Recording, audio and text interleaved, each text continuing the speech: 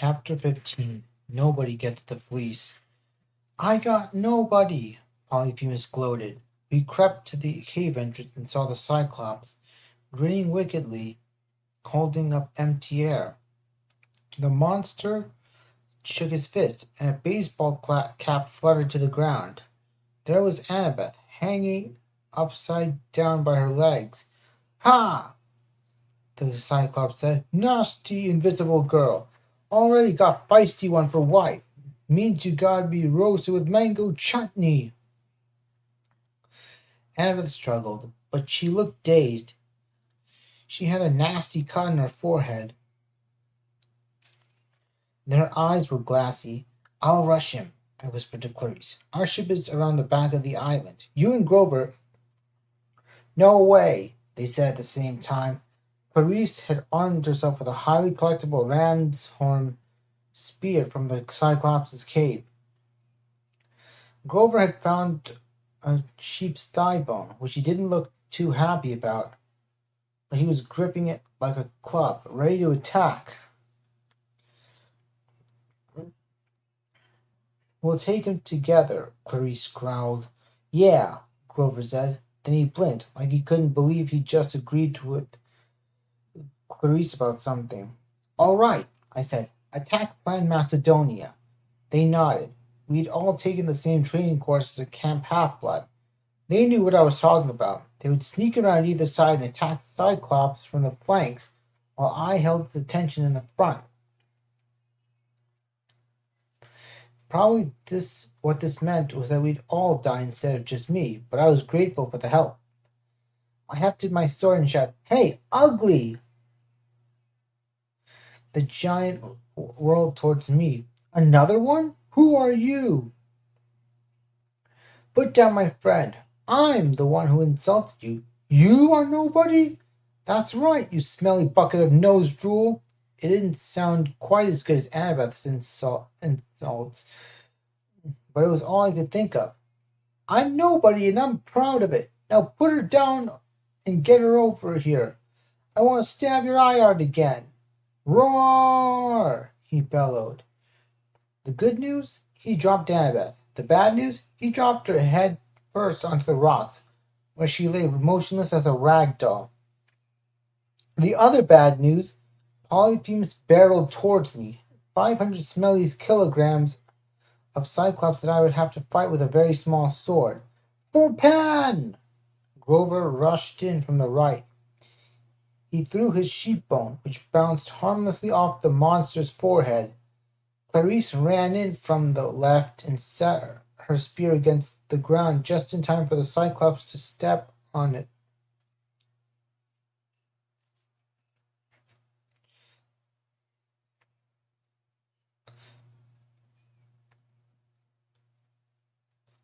He wailed in pain, and the Clarice dived out of the way to avoid getting trampled. But the Cyclops just plucked out the shaft like a large splinter and kept advancing on me. I moved in with Riptide. The monster made a grab for me. I rolled aside and stabbed him in the thigh. I was hoping to see him disintegrate, but this monster was much too big and powerful. Get Annabeth! I yelled at Grover. He rushed over, grabbed her invisibility cap, and picked her up while Clarice and I tried to keep Polyphemus distracted. I have to admit, Clarice was brave. She charged the Cyclops again and again. He pounded the ground, stomped at her, grabbed at her, but she was too quick. And as soon as she made an attack, I followed up by stabbing the monster in the toe or the ankle or the hand. But we couldn't keep this up forever. Eventually we would tire or the monster would get in a lucky shot. It would only take one hit to kill us.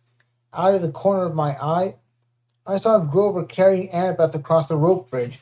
It wouldn't have been my first choice, given the man-eating sheep on the other side, but at the moment that looked better than this side of the chasm, and it gave me an idea. Fall back, I told Clarice. She rolled away as the Cyclops' fist smashed the olive tree beside her. We ran for the bridge. Polyphemus right behind us. He was cut up and hobbling from so many wounds, but all we'd done was slow him down and make him mad. Grind you into sheep chow, he promised. 1,000 curses on nobody. Faster, I told Clarice. We tore down the hill. The bridge was our only chance. Grover had just made it so to the other side and was setting Annabeth down.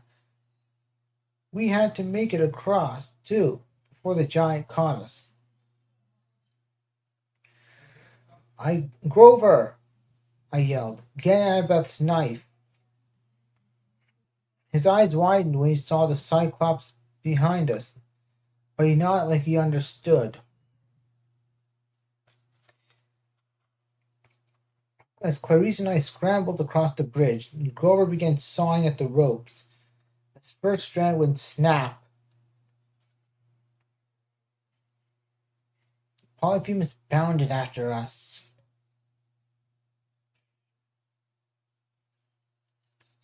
making the bridge sway wildly.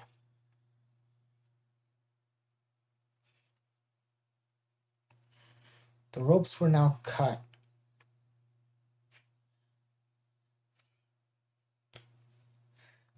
Clarice and I dived for solid ground, landing beside Grover. I made a wild slash with my sword and cut the remaining rope. The bridge fell away into the chasm, and the Cyclops howled with delight because he was standing right next to us. Failed! He yelled gleefully. Nobody failed! Clarice and Grover tried to charge him, but the monster swatted them aside like flies. My anger swelled. I couldn't believe I'd come this far, lost Tyson, suffered through so much, only to fail, stopped by a big stupid monster in a baby blue tuxedo kilt. Nobody was going to swat down my friends like that. I mean, nobody, not nobody. Ah, you know who I mean. Strength coursed through my body. I raised my sword and attacked, forgetting that I was hopelessly outmatched. I jabbed the Cyclops in the belly. When he doubled over, I smacked him in the nose with the hilt of my sword. I slashed and kicked and bashed until the next thing I knew, Polyphemus was sprawled on his back, dazed and groaning, and I was standing above him, the tip of my sword hovering over his eye. Polyphemus moaned. Percy! Grover gasped. How did you... Please, no! The Cyclops moaned, pitifully staring up at me. His nose was bleeding. A tear welled in the corner of his half-blind eye. My sheepies need me. Only trying to protect my sheep. He began to sob. I had won. All I had to do was stab. One quick strike. Kill him! Clarice yelled. What are you waiting for? The Cyclops sounded so heartbroken, just like Tyson. He's a Cyclops, Grover warned. Don't trust him. I knew he was right. I knew Annabeth would have said the same thing. But Polyphemus sobbed, and for the first time it sank in that he was a son of Poseidon too. Like Tyson. Like me. How could I just kill him in cold blood? We only want the fleece, I told the monster.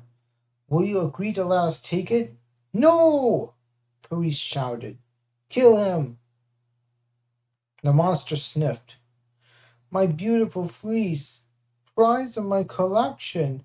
Take it, cruel human. Take it and go in peace. I'm going to step back slowly, I told the monster. One false move?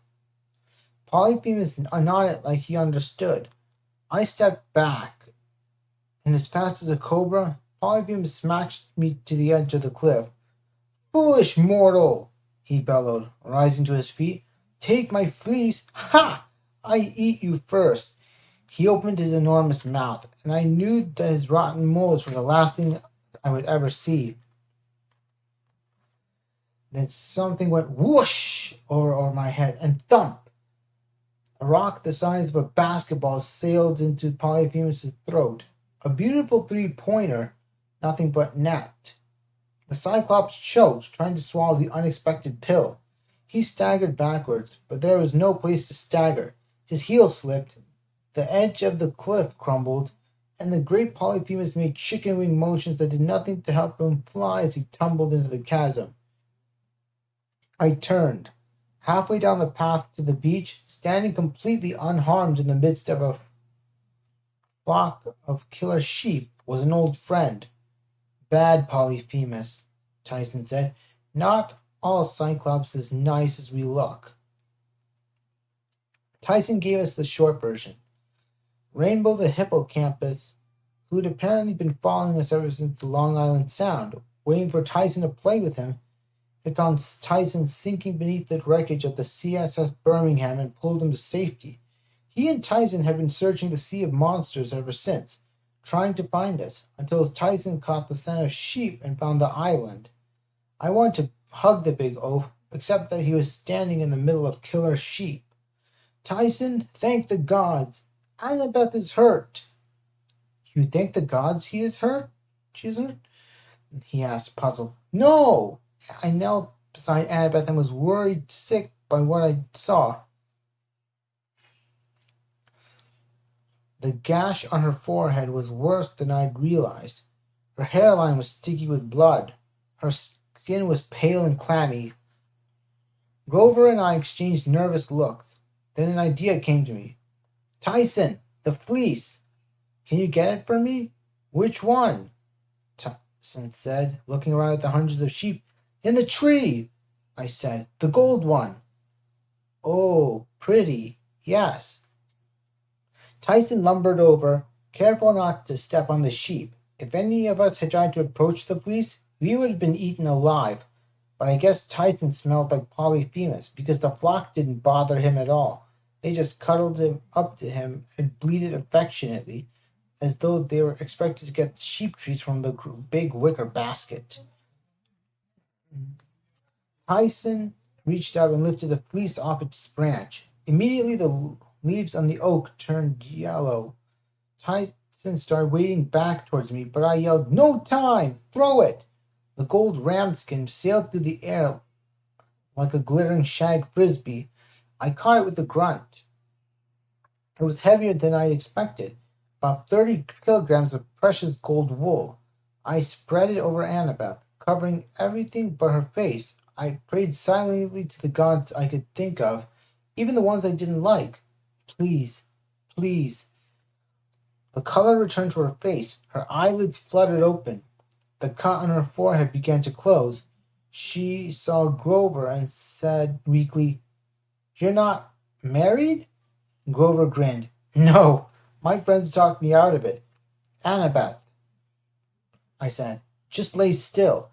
But despite our protests, she sat up, and I noticed that the cut on her face was almost completely healed. She looked a lot better. In fact, she shimmered with health, as if someone had injected her with glitter. Meanwhile, Tyson was starting to have trouble with the sheep. Down, he told them as they tried to climb him, looking for food. A few went sniffing in our directions. No, sheepies, this way, come here.